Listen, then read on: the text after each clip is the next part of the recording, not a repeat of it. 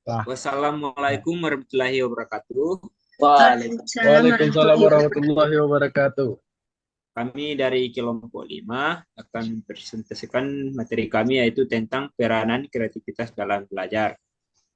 Yang kami hormati Bu Lisa Putriani selaku dosen psikologi pendidikan.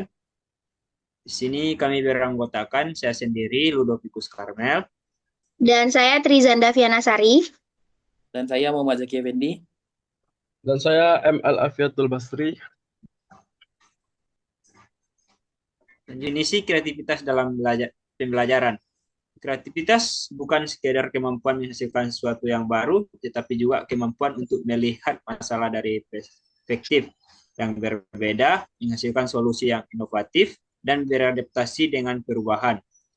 Dalam konteks pendidikan, kreativitas adalah fondasi bagi peserta didik untuk mengembangkan ide-ide orisinal yang relevan dengan tantangan hidup nyata. Dampak signifikan kreativitas kemungkinan peserta didik untuk melampaui pembelajaran hafalan dan mengembangkan pemahaman mendalam, serta kemampuan aplikasi yang esensial dalam era globalisasi. Ini memberdayakan mereka untuk menjadi problem solver yang efektif dan inovator yang handal. Next. Pengertian akan dijelaskan oleh Trijanda. Ya, baiklah, saya akan menjelaskan pengertian kreativitas dalam belajar. Kreativitas didefinisikan sebagai kemampuan peserta didik untuk mengembangkan ide-ide orisinal dan inovatif dalam memahami serta menyelesaikan persoalan-persoalan belajar. Karakteristik individu kreatif yaitu yang pertama profil individu kreatif. Individu kreatif dicirikan oleh orisinalitas atau kemampuan menghasilkan ide unik dan fleksibilitas yaitu kemampuan beradaptasi dengan perubahan pendekatan dan kelancaran berpikir atau fluensi atau kemampuan menghasilkan banyak ide dengan cepat. Sensitivitas terhadap masalah atau kepekaan terhadap isu yang sering diabaikan. Rasa ingin tahu yang tinggi, kemandirian dan keberanian mengambil risiko. Implikasi dalam pendidikan. Mengenali mengembangkan karakteristik ini pada peserta didik sangat penting. Pendidikan harus dirancang untuk merangsang rasa ingin tahu, memberikan ruang untuk eksperimen, dan menghargai keberanian dalam mencoba hal baru. Next ya. Tahapan dalam proses kreatif. Yang pertama, ada 4 tahapan utama. Yang pertama yaitu persiapan atau pengumpulan informasi dan pemahaman masalah. Kedua, inkubasi atau masa istirahat di mana pikiran bawah sadar bekerja. Yang ketiga, ilumasi atau munculnya ide atau solusi secara tiba-tiba. Dan verifikasi yaitu pengujian dan penyempurnaan ide. Selanjutnya, aplikasi dalam pembelajaran.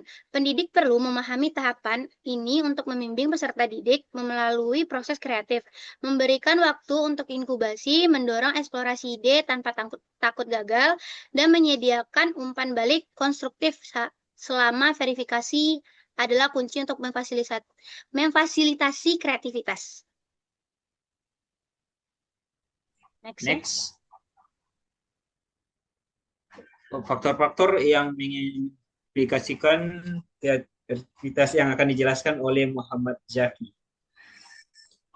Faktor-faktor yang mempengaruhi kreativitas, yang pertama faktor internal, kecerdasan atau kemampuan memproses informasi kompleks, motivasi instrik atau dorongan dari dalam diri, kepribadian, rasa ingin tahu, kemandirian, ketekunan, serta minat dan bakat memainkan peran penting.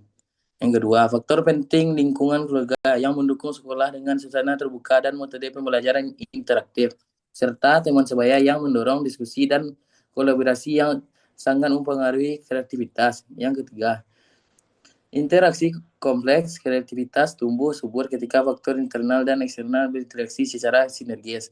Pendidik dan orang tua perlu menciptakan lingkungan yang mendukung dan merangsang potensi kreativitas individu. Yang berikutnya. Next. Peran pendidik dalam mengembangkan kreativitas, menciptakan lingkungan yang kondusif, suasana kelas yang aman, inklusif, dan menghargai perbedaan pendapat sangat penting.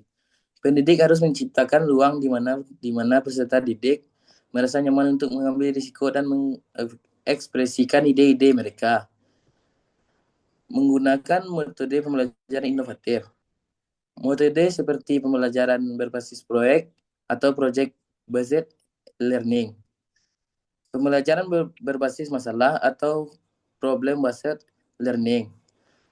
Diskusi kelompok, simulasi dan studi kasus merangsang kreativitas dengan menantang peserta didik untuk berpikir kritis dan menemukan solusi inovatif. Yang ketiga, memberikan pertanyaan terbuka. Pertanyaan yang tidak memiliki jawaban tunggal mendorong peserta didik untuk berpikir di luar kotak dan mengembangkan berbagai solusi. Yang keempat, menghargai ide dan usaha. Apresiasi terhadap setiap ide dan usaha peserta didik, sekecil apapun, membangun rasa percaya diri dan motivasi untuk terus berkreasi. Yang kelima, mendukung eksperimen dan toleransi terhadap kegagalan.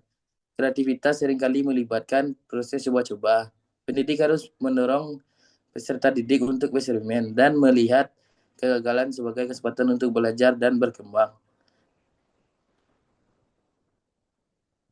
Next, kesimpulan akan dijelaskan oleh Afiatul.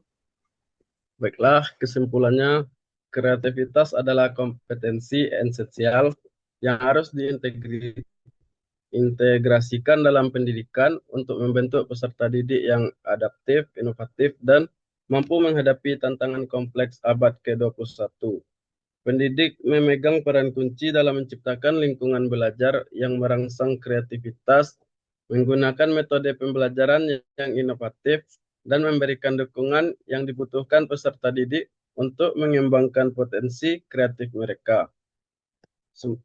Semoga penjelasan yang lebih kompleks ini memberikan pemahaman yang lebih mendalam tentang peranan kreativitas dalam belajar.